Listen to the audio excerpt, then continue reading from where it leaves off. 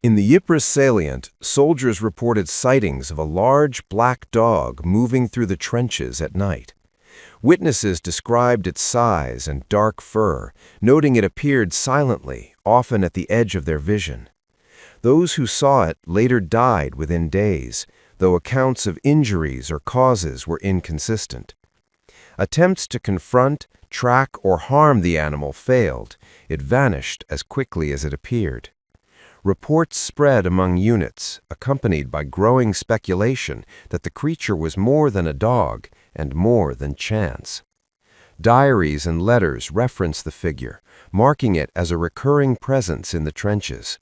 No systematic investigation resolved the phenomenon, and the pattern of sightings and subsequent deaths persisted. The reports left soldiers with a singular observation: presence alone seemed enough to mark a fate. Beyond the trenches, the black dog became a cautionary figure, unseen yet unavoidable. The Ypres salient occupied a narrow, exposed stretch of the Western Front in Belgium, defined by its irregular shape and constant vulnerability. The trench system ran through ground that had been shelled repeatedly, leaving little solid earth. Frontline trenches were shallow and uneven, reinforced with sandbags, wooden supports, and sheets of corrugated metal. Many sections collapsed regularly due to artillery fire or water saturation. Communication trenches connected firing lines to reserve positions, though these routes were frequently blocked by mud or debris. Barbed wire was laid in dense coils beyond the trenches, intended to slow enemy movement, but shell fire often tore it apart and scattered sharp fragments across the landscape. No man's land between opposing lines consisted of overlapping shell craters filled with water, broken weapons, and debris from destroyed fortifications. Movement across it was dangerous at all times and largely avoided except during attacks or patrols. Visibility was limited by terrain damage and the absence of intact landmarks. The ground showed no trace of its former agricultural use. Trees stood stripped and splintered, buildings were reduced to rubble, and roads had ceased to exist as defined paths. The weather intensified these conditions. Fog settled frequently over the salient, particularly at night and in the early morning, reducing visibility to only a few meters. Light but persistent drizzle was common, keeping the ground saturated. Trenches filled with water quickly, and drainage systems were inadequate. Wooden duckboards shifted or sank, exposing soldiers to mud and standing water. Rats were a constant presence, moving through trenches and dugouts without obstruction. The air carried a combination of smells, including damp earth, decay, and gunpowder residue from continuous firing. These conditions were stable rather than temporary, forming the baseline environment of daily operations. Strategically, the Ypres salient was considered essential due to its location and its role in preventing enemy access to key supply routes and ports. As a result, it remained under constant pressure. Artillery fire was frequent and unpredictable, ranging from distant shelling to sudden direct hits that destroyed sections of trench without warning. Even during periods without infantry assaults, the threat level remained unchanged. Soldiers operated within a system that allowed little rest, reinforcing the sense of being fixed in place within a larger mechanical process of warfare. Recent battles followed a pattern of sustained artillery bombardment, limited advances, and high casualties. Barrages occurred at all hours, preventing consistent sleep or repair work. Dugouts collapsed, supply lines were interrupted, and casualties accumulated even during non-offensive periods. Gas attacks were conducted when wind conditions allowed, releasing clouds that drifted silently into trench systems. Detection was not always immediate, and gas masks, though issued, were not always effective. Survivors of these attacks often suffered lingering effects, contributing to long-term physical and mental strain. Casualty rates remained high. Losses occurred during attacks, counterattacks, and routine duties such as sentry work or trench repair. Reinforcements arrived regularly, often unfamiliar with conditions, replacing men lost days earlier. Units retained their structure, but continuity was limited. This turnover weakened cohesion and reinforced the perception that survival depended largely on chance. Morale declined under prolonged exposure to these conditions. Soldiers showed signs of exhaustion caused by lack of rest, constant alertness, and environmental stress. Psychological strain was common, though rarely discussed formally. Superstition emerged as an informal coping mechanism. Soldiers adopted personal routines, avoided certain actions, and placed significance on objects or habits believed to influence outcomes. These practices existed alongside military discipline rather than replacing it. Within this environment, rumors circulated easily. Stories moved between units and along trench lines, often changing with repetition. Some involved sightings of figures in no man's land, believed to be remnants of previous battles. Others referred to cursed sections of trench, where casualties were unusually frequent. Among these accounts were recurring references to a large black dog seen at night. Descriptions varied, but common elements persisted: its size, its dark appearance, and its presence before subsequent deaths. Officers generally dismissed such reports as the result of fatigue or stress, and no official records addressed them. Despite this, mentions appeared in private letters and diaries. The atmosphere of the salient allowed for such accounts to exist without resolution. Soldiers were aware that exhaustion, gas exposure, and constant danger could affect perception, yet unexplained events still carried weight. In a setting defined by uncertainty and repetition, even unverified sightings were noted, remembered, and passed on. The soldiers stationed in the Ypres salient came from varied backgrounds, each carrying personal histories that shaped their experience in the trenches. Among them, 3 individuals became central to reports of the Black Dog phenomenon. Private Thomas "Tommy" Carver was a 19-year-old volunteer from rural England, his life before the war defined by farm work and small-town routines. He enlisted with the expectation of adventure and service, unprepared for the realities of trench warfare. Tommy was eager to prove himself, but naive regarding the dangers he would face. His letters home frequently mentioned mundane observations, illustrating his attempt to preserve normalcy. In the trenches, he displayed curiosity and a willingness to take on dangerous tasks, often placing himself in positions others avoided. His youth and inexperience made him more susceptible to suggestion and superstition, though he did not consciously believe in them. Corporal Heinrich Bauer was a seasoned soldier from Germany who had spent years on the front line before being attached to an Allied volunteer unit in a rare exchange program.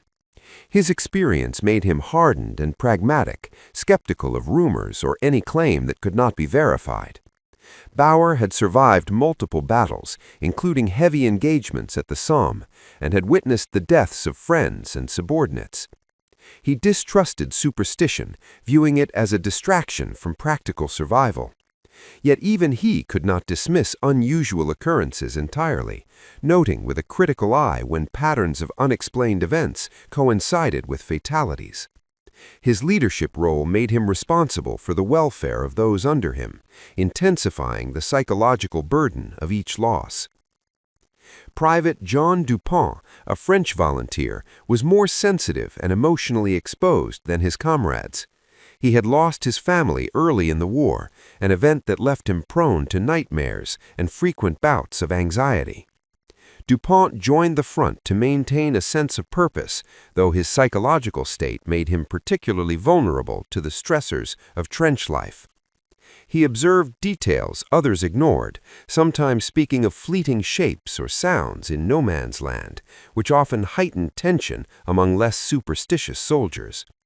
His attachment to small comforts, letters from surviving relatives, the occasional chocolate, or personal mementos was a coping mechanism in an environment otherwise defined by deprivation and death. Trench dynamics added another layer of influence on the soldier's mental state. Living conditions were crowded and unsanitary. Dugouts were narrow and damp, with bedding often wet and infested with lice. Sleep was intermittent and light due to constant artillery fire and the threat of patrols or raids. Noise was relentless. Shells, rifles, distant machine gun fire, and the movement of men and supplies formed a continuous backdrop. Soldiers adapted through routine, dividing duties such as sentry work, repairs, or supply runs. Within these constraints, relationships developed quickly. Bonds of camaraderie emerged through shared hardship, expressed in small rituals such as card games, shared meals when available, or reading letters aloud. Conflicts also arose, usually over resources, space, or personality clashes intensified by stress and fatigue. These interactions reflected the interdependence required for survival, where minor disagreements could escalate into tension under extreme conditions. Psychological strain was a constant factor. Insomnia and shell shock affected nearly every soldier, sometimes manifesting as tremors, hypervigilance, or emotional withdrawal. Paranoia increased in response to unseen dangers, and the isolation imposed by trench layouts intensified fear of the unknown. Soldiers became attuned to minor disturbances, shifts in shadows, sounds from no man's land, or sudden silences, and interpreted them as potential threats. These conditions primed even rational individuals like Bauer to notice patterns they could not explain, while more sensitive men like Dupont were more likely to report experiences later associated with the Black Dog. In this environment, personal histories, psychological vulnerabilities, and the pressures of trench life combined, shaping perception and response to both physical and unexplained hazards. The convergence of these factors created a context in which an unusual presence could be observed, recorded, and believed, setting the stage for encounters that would become widely reported among soldiers. In the weeks preceding confirmed reports of the Black Dog, soldiers in the Ypres salient noted a series of minor but persistent disturbances. These incidents were not recorded in official logs, yet they appeared repeatedly in personal accounts and informal conversations. None of the signs were conclusive on their own, but their accumulation created a pattern that was difficult to ignore. The earliest indications involved sound. During night watches, sentries reported hearing noises that did not match familiar battlefield activity. These included distant howls carried across no man's land, too low and sustained to resemble artillery or wind. At other times, soldiers described skittering sounds in the mud near trench walls, distinct from the movement of rats. Shadows were also reported, appearing briefly at the edges of vision and disappearing when directly observed. These were often attributed to fatigue, fog, or poor lighting, yet they occurred with unusual consistency. Dreams became another point of discussion. Several soldiers reported similar recurring dreams involving a large black animal positioned at the edge of the trenches or standing motionless in no man's land. In these dreams, the animal did not attack or move toward them, but remained stationary, watching. The dreams were noted by soldiers who otherwise did not discuss nightmares openly. In some cases, men reported waking abruptly after seeing the animal turn its head or make direct eye contact. While such dreams were dismissed as stress-related, their similarity across different individuals raised attention. Small physical incidents added to the unease. Stray animals occasionally wandered near the trenches drawn by food scraps. On several nights, soldiers observed these animals behaving unusually, retreating suddenly, or refusing to move past certain points along the trench line. In one instance, a dog kept by a nearby unit reportedly bolted from its handler and was not recovered. At the same time, reports of unexplained deaths in adjacent units began circulating. These deaths were attributed to varied causes, including illness, accidents, or sudden shelling, yet soldiers noted that they often followed nights marked by unusual activity. The first reported visual sighting occurred during a routine night watch. A sentry stationed near a partially collapsed section of trench observed a large shape beyond the wire. Initially assumed to be debris or a shadow, the shape appeared to move independently of the fog. As visibility improved momentarily, the sentry described a dog of unusual size standing in no man's land. Its fur was uniformly black, absorbing what little light was present. The eyes were described as reflective, catching light briefly before dimming. The animal did not bark or advance, remaining still for several seconds before disappearing into the fog.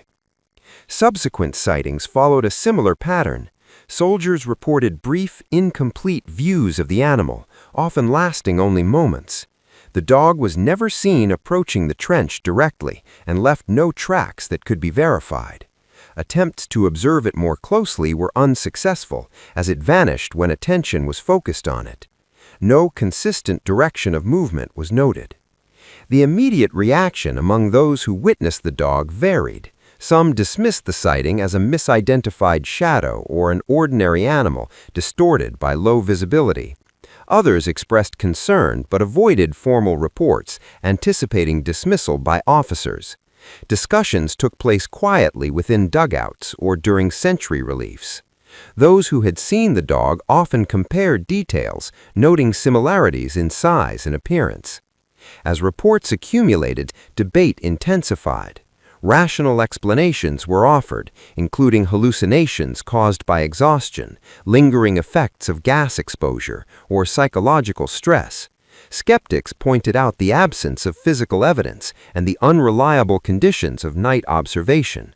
Others argued that the consistency of the descriptions and their timing in relation to subsequent casualties suggested a different explanation. The dog began to be referred to as an omen rather than an animal, a label that spread through repetition rather than confirmation. The growing superstition did not replace practical caution, but existed alongside it. Soldiers continued their duties while remaining alert to any sign of the animal's presence. The lack of resolution allowed the phenomenon to persist without clear definition. By the time the black dog became a recognized reference among multiple units, it was no longer a single sighting, but a shared point of concern, grounded in repeated observation and unresolved explanation. The first confirmed encounter occurred during a routine night patrol along a forward trench line. Visibility was limited due to mist settling low over the ground. The patrol had been reduced to a single soldier after a sentry rotation, a common practice intended to minimize exposure. The trench walls were quiet, with no immediate signs of enemy movement. Distant artillery fire continued at irregular intervals, producing low vibrations rather than direct impact. Aside from this, the area remained largely silent. As the soldier moved forward, he noticed a shape ahead near the trench bend. At first, it appeared stationary and indistinct, blending with the surrounding shadows. The mist shifted slightly, revealing the outline of a large animal standing just beyond the trench lip. The air was dense and still, carrying no wind or scent to explain the animal's presence. The figure did not produce sound or movement typical of a living creature. The soldier halted immediately. His training suggested identification and report, yet his body did not respond as expected. The shape adjusted position without visible motion, appearing closer despite no observable steps. The soldier attempted to call out to others down the line, but his voice failed to carry. Whether due to distance, fog, or interruption is unclear. The figure remained in place for several seconds before partially fading into shadow, then reappearing slightly to the side, closer to the trench. The dog was described as unusually large, exceeding the size of any known working or stray animal in the area. Its fur appeared uniformly black, absorbing available light rather than reflecting it. The surface showed no variation in texture, even where dampness would normally be visible. The animal's outline remained sharply defined against the fog, contradicting environmental conditions. Its eyes briefly reflected light, producing a dull glow that disappeared when the angle changed. Observers later noted that the dog did not behave like a physical animal. It made no sound, left no visible tracks, and did not react to nearby noise. Its movement did not displace mud or mist. At times, it appeared to fade rather than walk away. At other moments, it seemed to close distance without crossing the space between positions. This irregular behavior made it difficult to determine whether it was approaching, retreating, or stationary. The soldier reported a physical sensation associated with the encounter. He described a sudden drop in temperature localized to the immediate area, despite no change in weather conditions. Breathing became shallow, and the surrounding environment felt muted, as though sound and depth had flattened. The sensation was noted as distinct from fear caused by enemy presence and did not trigger the same instinctive response. After several moments, the figure disappeared completely. No sound or movement followed. The soldier remained in place until relieved, at which point he reported the incident to others nearby. Initial reactions ranged from skepticism to quiet acknowledgement. No formal report was filed. Within 24 hours, the soldier developed a high fever. No visible wounds were present. Medical staff could not identify a clear cause. He became disoriented and collapsed during a routine task. He was evacuated to a field station and died shortly afterward. No official explanation was recorded beyond illness. Following this incident, other soldiers began reporting similar sightings. In each case, the pattern remained consistent. The dog appeared briefly at night, usually during low visibility conditions. Those who claimed to see it experienced physical decline or death within days. Causes varied and included infection, sudden injury, or unexplained collapse. Attempts were made to locate or confront the animal. Patrols searched no man's land following sightings, but no tracks or remains were found. On one occasion, a soldier fired toward the shape after identifying it at a distance. The round produced no visible impact. Witnesses reported that the figure dissolved into shadow immediately afterward. Discussion among the soldiers shifted toward the idea that the dog could not be engaged through normal means. It did not respond to weapons or pursuit. Its presence appeared selective and brief. Over time, it was no longer treated as a target, but as a sign. Once observed, the outcome was assumed to be fixed. Following the initial confirmed encounters with the black dog, its presence began to influence the behavior and mental state of soldiers across the Ypres salient. Reports circulated rapidly within and between units, amplifying the perceived threat. Even those who had not seen the animal directly became aware of its potential presence, altering routine behavior and heightening vigilance. Fear became a pervasive force within the trenches. Soldiers assigned to night patrols increasingly refused duty, citing exhaustion or illness, though the underlying motivation often included apprehension of encountering the figure. Sleep was fragmented and shallow. Men awoke at the slightest sound, reviewing every shadow or movement for signs of the dog. Instances of hallucination increased, particularly among those already fatigued or exposed to chemical agents. Some reported fleeting glimpses out of the corner of their eyes, suggesting movement at the trench edge. These brief perceptions were sufficient to trigger panic or withdrawal. Discipline began to weaken as fear spread. Soldiers hesitated during inspections or routine duties, avoiding sections of the trench perceived as cursed or previously associated with sightings. Minor disagreements escalated under stress, and previously cohesive teams experienced tension, fracturing unit cohesion. Camaraderie persisted in some cases, but was often strained by competing beliefs about the dog's reality and the risk it represented. Rational explanations. Commanding officers and more experienced soldiers attempted to rationalize the reports. Explanations included hallucinations induced by sleep deprivation, stress, or lingering exposure to gas. Fatigue and environmental conditions were considered contributing factors, as the trenches were cold, damp, and claustrophobic. Superstitious interpretations were discouraged, though the consistency of multiple independent reports complicated dismissal. Some soldiers argued that while hallucinations could explain individual sightings, the repeated appearance across units and correlation with subsequent illness or death required a different explanation. Debate persisted between those seeking practical causes and those accepting the figure as an omen. The unresolved tension between rationality and superstition created a pervasive unease. Soldiers found it increasingly difficult to distinguish between credible observation and psychological projection. The ambiguity itself became a source of stress, as men could not confidently assess the reality of the threat. Survivor experiences. A subset of soldiers began maintaining informal logs of encounters, recording dates, locations, and conditions. These accounts consistently described a large black animal appearing in low visibility at the trench edge or in no man's land. Even those not writing reports internalized the observations, adjusting behavior to avoid areas associated with prior sightings.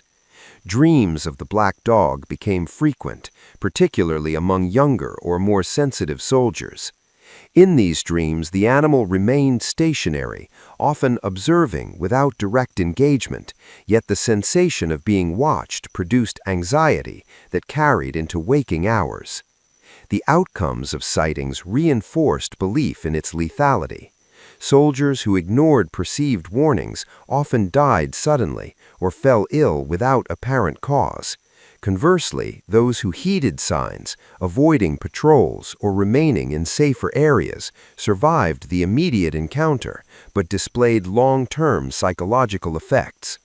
Survivors reported persistent nightmares, hypervigilance, and an enduring sense of impending threat. The cumulative effect of these experiences transformed the black dog from a singular sighting into a systemic phenomenon within the trenches. Its presence influenced decision-making, disrupted routines, and reshaped perceptions of risk. Within this environment of constant danger, the combination of fear, uncertainty, and repeated unexplainable events created a form of psychological warfare as effective as any artillery barrage, where the most consistent casualty was the soldier's sense of security and control. Reports of the black dog in the Ypres salient became increasingly associated with a discernible pattern. Soldiers who witnessed the figure were noted to fall ill, suffer injury, or die within a matter of days. The timeline of these occurrences was recorded informally by soldiers in diaries, letters, and personal logs. Private Thomas Carver's encounter was among the earliest documented cases. He observed the dog during a night patrol and within 24 hours developed a high fever and collapsed during routine duties. Similar sequences followed for other soldiers across multiple units. Corporal Bauer, though initially skeptical, recorded an incident in which a man under his supervision reported seeing the figure. The soldier died 3 days later under conditions officially classified as illness, though no clear cause was established. Private Dupont also noted repeated cases among French volunteers, reinforcing the perception that exposure to the dog preceded misfortune. The causes of death varied. Some soldiers were killed by artillery or gunfire in the days following sightings.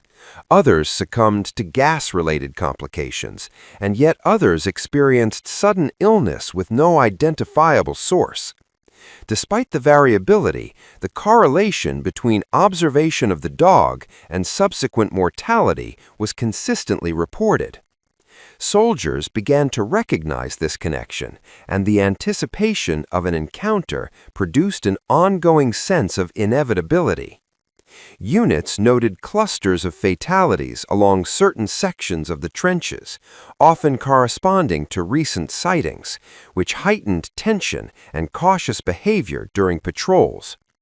Superstitious responses emerged as soldiers sought methods of protection.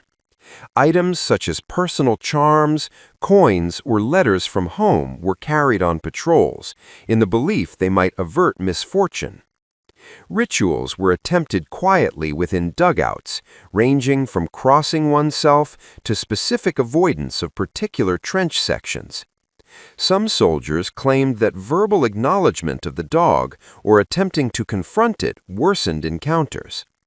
Reports indicated that those who attempted protective measures sometimes observed the dog more frequently, suggesting that rituals had no clear effect and may have intensified psychological stress. Despite these measures, the pattern of death remained consistent. Sightings continued, mortality persisted, and superstition grew alongside fear. Soldiers learned to anticipate the figure rather than attempt direct engagement, recognizing that its presence was an uncontrollable factor in an environment already defined by constant danger. The repeated correlation between observation and subsequent fatality solidified the black dog as a perceived agent of inevitability, shaping behavior, perception, and morale within the trenches. The culmination of the black dog phenomenon occurred when a small group of soldiers, having observed the repeated pattern of deaths, decided to confront the figure collectively. The unit moved along a forward trench line during a night of low visibility, alert for any sign of movement. Mist hung heavily in the air, and distant artillery created intermittent vibrations that masked subtle sounds. The soldiers carried rifles and bayonets, prepared for a tangible threat, yet their approach was methodical, reflecting both fear and determination. As they progressed, a shape emerged at the edge of the trench, its size and coloration consistent with prior reports. The animal remained silent, stationary, and unresponsive to commands or movement. Attempts to advance toward it were met with the same unexplainable behavior observed in previous encounters. When rifles were fired at the figure, bullets passed through as though the animal were intangible. For several tense minutes, the soldiers maintained observation, but the dog neither attacked nor retreated conventionally. Eventually, it faded into the mist, or moved through the trench walls without obstruction, leaving no trace of passage. The soldiers were left facing an absence that was as oppressive as a presence. The encounter produced a collective realization. The black dog was not a physical threat to be neutralized. It could not be engaged, trapped, or harmed. Its function was symbolic rather than corporeal, operating as a harbinger rather than an aggressor. The soldiers understood that its appearances marked a prelude to inevitable outcomes, injury, illness, or death that could not be influenced by action. The symbolic horror of the black dog became apparent in this moment. Within the trenches, death was omnipresent and arbitrary, yet the dog condensed that randomness into a recognizable, anticipatory form. Its presence underscored the inevitability of mortality and war, creating a focal point for fear that was both psychological and existential. Following the encounter, psychological effects intensified. Soldiers exhibited signs of breakdown, including hypervigilance, withdrawal, and a pervasive fatalism. Routine duties were performed mechanically, with attention fragmented between practical tasks and the expectation of future sightings. The black dog's role shifted from an observed anomaly to a persistent psychological factor, a reminder that certain forces in war, exposure, chance, and death, cannot be controlled. In this environment, the figure embodied the inescapable tension of the front line, where survival was uncertain and mortality was an ever-present, intangible adversary.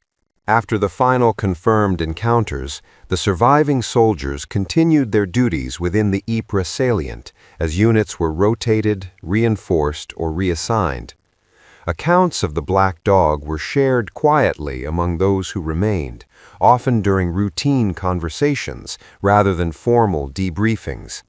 These recountings were consistent in structure, focusing on the timing of sightings and the subsequent deaths that followed. As soldiers were transferred to other sections of the front, the story moved with them. New units began to hear references to a black animal appearing at night, and the legend extended beyond its original location. Those who survived direct or indirect encounters did not record physical injuries related to the sightings, yet their behavior showed lasting effects. Many avoided night patrols when possible, hesitated near sections of trench associated with prior reports, and maintained heightened awareness of their surroundings. Personal correspondence reflected this shift indirectly, with references to signs, patterns, or warnings, replacing explicit descriptions. Survivors also expressed guilt related to outliving others who had seen the dog and died shortly afterward. This guilt often manifested as silence rather than discussion. The broader conflict continued without acknowledgement of these experiences. Artillery fire, gas attacks, and routine casualties persisted at the same pace. Command structures remained focused on territorial objectives, casualty reports, and logistical demands. No operational changes were made in response to the stories. The war proceeded in a manner that rendered individual fear and interpretation irrelevant to its outcome. This indifference reinforced the perception that personal experiences, regardless of their intensity, had no influence on the larger course of events. Over time, the black dog entered the written record through private means. Diaries included brief mentions of a large black figure seen near the trenches, often noted alongside dates and weather conditions. Letters sent home referenced unexplained losses or things seen at night, usually without elaboration.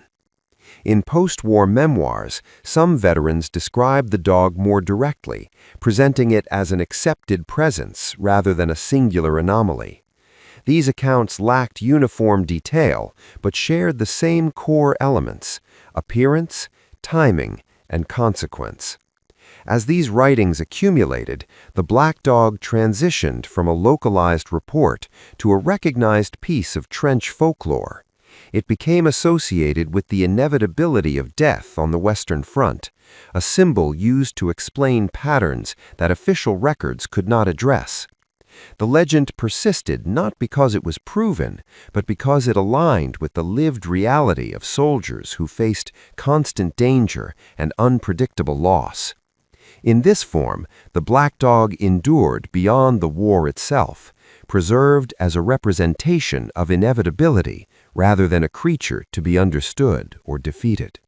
The accounts surrounding the Black Dog of Flanders reflect several recurring themes that align closely with the conditions of trench warfare during the First World War.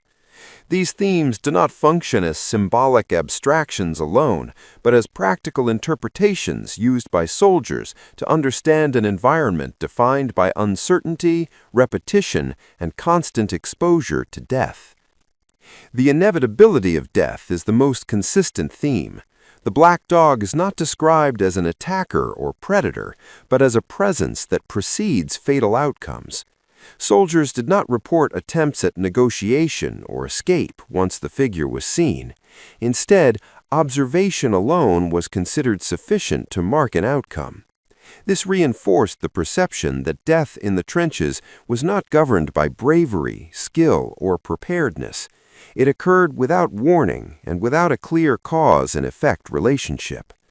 The black dog condensed this reality into a single observable event, allowing soldiers to identify a moment that preceded loss, even if it offered no means of prevention. Psychological horror emerges as a secondary but equally significant motif. Prolonged exposure to artillery fire, environmental degradation, and constant vigilance placed extreme strain on mental endurance. In such conditions, the mind searched for patterns to impose order on chaos. The appearance of a spectral figure allowed internal stress to externalize into something observable. The black dog did not require physical interaction to exert influence. Its power existed in anticipation and memory. This form of horror operated continuously, unlike combat encounters, and did not resolve with retreat or rest. The tension between supernatural and natural explanation remains unresolved throughout the accounts. Rational interpretations, hallucination, exhaustion, gas exposure, or coincidence were repeatedly proposed. However, these explanations failed to fully account for the consistency of descriptions, timing, and associated outcomes. The absence of confirmation or denial sustained ambiguity. This uncertainty intensified fear more effectively than a confirmed threat. Soldiers could not dismiss the phenomenon, yet they could not confront it using conventional means. The lack of resolution ensured its persistence. Isolation and helplessness form the final core motif. Trenches functioned as confined systems where movement was limited and withdrawal was restricted. Soldiers operated within narrow physical and psychological boundaries, cut off from civilian life and long-term perspective. In this environment, the black dog became a representation of entrapment. It appeared within the same limited spaces where soldiers lived and worked, reinforcing the idea that there was no escape from the conditions surrounding them. The trenches acted as microcosms of the war itself, and within them, the black dog embodied the inescapable presence of mortality and uncertainty.